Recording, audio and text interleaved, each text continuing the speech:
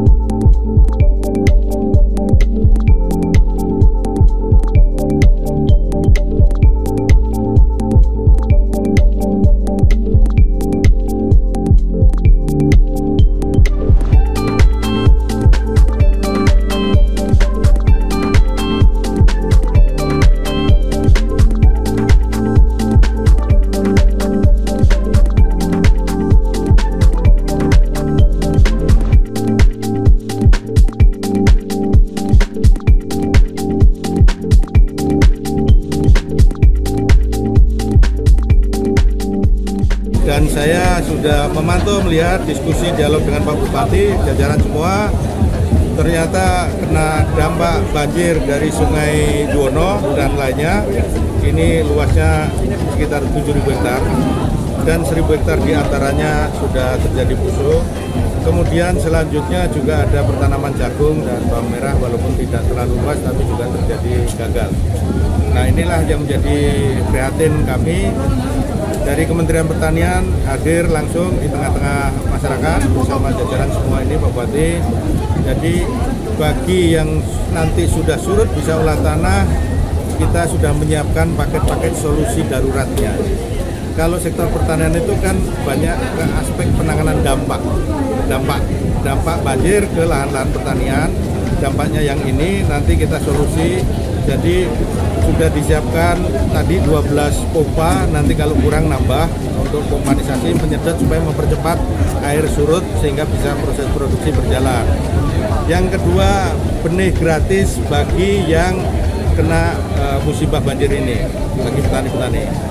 Yang ketiga, kami mendorong sebenarnya asuransi usaha tani. Untuk tanaman padi diasuransikan, nanti 80% premi dibayar pemerintah, 20% dibayar petani. Apabila terjadi gagal panen atau busuk, nanti dapat klaim dari Jasindo sekitar 6 juta per hektar. Nah, kalau semua di-cover dengan asuransi, otomatis ya beban petani ini bisa lebih diringankan. Kemudian kami melihat sama Bupati tadi, ternyata pertanaman sudah ada yang siap panen, tetapi terendam air.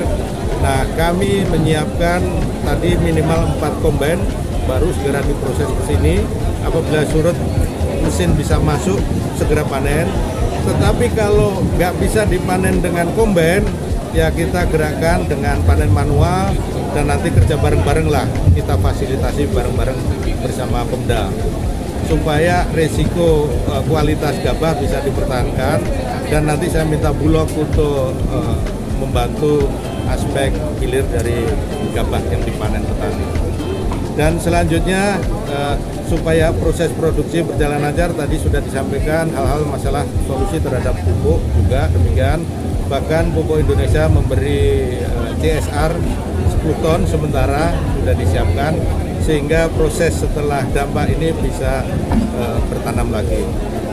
Nah, untuk solusi jangka menengah, kalau tadi kedaruratan, nah ini perlu kerja bareng-bareng, tidak bisa kerja sendiri, baik petani, pemerintah daerah, di pusat pun ada Kementerian PUPR, di level sini yang menangani BPWS, apa yang menjadi solusi jangka menengah untuk diselesaikan sehingga bisa mensolusi dampak dari banjir baik dalam jangka menengah maupun jangka panjang. Petani membutuhkan air, kalau air terlalu banyak maka butuh, demikian juga sebaliknya. Kalau kurang air juga butuh dari sungai. Dan mari kita jaga sumber air kita baik itu yang di hulu sana maupun di tengah maupun di hilir ini untuk dimanfaatkan usaha-usaha produktif.